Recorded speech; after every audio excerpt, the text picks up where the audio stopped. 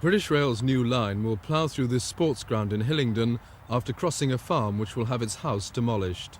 Both Labour and Conservative councillors are opposed to the 3.5-mile line to the airport. Our objections really are that it's an unnecessary intrusion into the Greenbelt.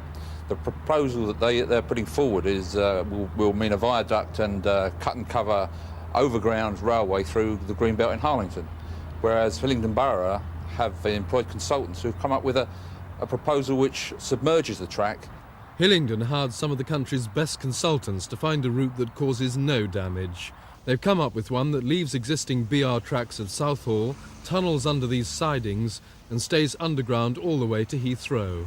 It's 1.5 miles shorter, will speed the airport trains by several minutes and is unseen and unheard.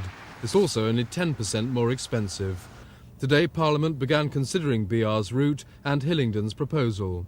Using the council plan will delay the project because different parliamentary powers will be needed.